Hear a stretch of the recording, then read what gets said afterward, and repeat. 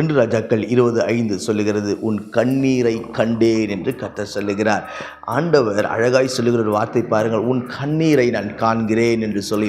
அன்றைக்கு வனாந்தரத்தில் அலைந்து திரிந்த ஆகாரின் கண்ணீருக்கு கர்த்தர் பதில் கொடுத்த அதே ஆண்டவர் இன்றைக்கு ஒருவேளை ஏதோ ஒரு ஏக்கத்தோடும் புலம்போலோடும் கண்ணீர் வடித்து கொண்டு வாழ்க்கையில் நம்பிக்கை இழந்து போய் உட்கார்ந்திருக்கிற உங்களுடைய கண்ணீருக்கும் அவர் நிச்சயம் பதில் கொடுக்க என் ஆண்டவர் போதுமானவராய் இருக்கிறார்.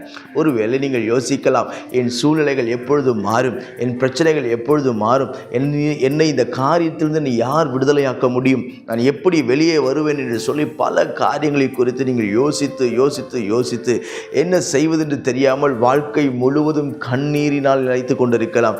ஒருவேளை கடந்த இரவெல்லாம் கூட நீங்கள் அழுது கொண்டு நாளைக்காவது எனக்கு நல்லது நடக்காதா, நாளைக்காவது கர்த்தரின் சார்பிலே ஏதாவது அற்புதம் செய்ய மாட்டாரா என்று சொல்லி நீங்கள் ஒருவேளை 1000 யோசனைகளோடு இருந்து கொண்டிருக்கலாம்.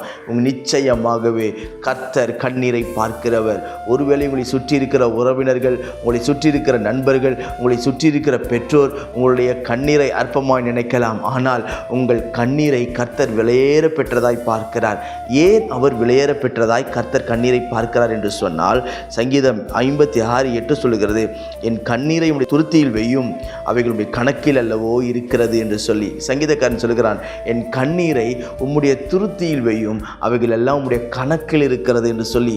கண்ணீருக்கு ஒரு அளவு இருக்கிறது பிரியமானவர்களே. உடைய வேதனையை கர்த்தர் இன்றைக்கு முடிவுக்கு கொண்டு வருவார். உன் புலம்பல்களை கர்த்தர் முடிவுக்கு கொண்டு வருவார். உடைய போராட்டங்களை ஒரு முடிவுக்கு கொண்டு வருவார். ஒரு வேளையில் யோசிக்கலாம், எல்லாம் இருந்தும் யாரும் இல்லாதது போல நான் இருக்கிறேன் பிரதர் என்று சொல்லி நீங்கள் யோசிக்கலாம்.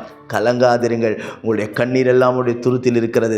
மனிதர்கள் அற்பமாய் பேசினாலும் உங்களுடைய கண்ணீருக்கு ஒரு பலனும் உங்களுடைய கண்ணீருக்கு ஒரு பதிலையும் கர்த்தர் வைத்திருக்கிறார். அது இந்த நாளில் உங்கள் மத்தியிலே வந்து கர்த்தர் அற்புதமாய் இறங்கி செயல்படுவார். அவர் ஒரு நாள் உங்களை கைவிடாதிருப்பார். நான் உங்களுக்கு ஜெபிக்கட்டும். பரலோக பிதாவே, இந்த வார்த்தையெல்லாம் கேட்கிற அன்பு சகோதர சகோதரி ஒவ்வொருவரை ஜெபிக்கிறேன். நீர் கண்ணீரை காண்கிற தெய்வமாய் இருக்கிறீர் ஐயா. என் தேவன் இன்றைக்கும் அற்புதங்களின் தெய்வமாய் இருக்கிறேன். ஆண்டவரே, ஒவ்வொரு முகத்தில் வடிகிற கண்ணீரையும் கர்த்தரை துடைத்து வாழ வைக்கும்படிக்கு நான் ஜெபிக்கிறேன்.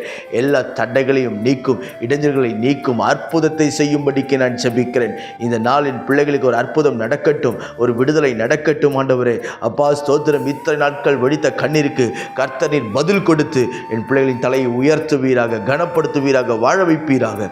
பெரியவர் பெரிய காரியங்களை செய்யும். உங்கள் நாமத்தில் மகிமைப்படுத்தும். இயேசுவின் நாமத்தில் ஜெபிக்கிறேன் எங்கள் ஜீவனுள்ள பிதாவே. ஆமென், ஆமென். God bless you.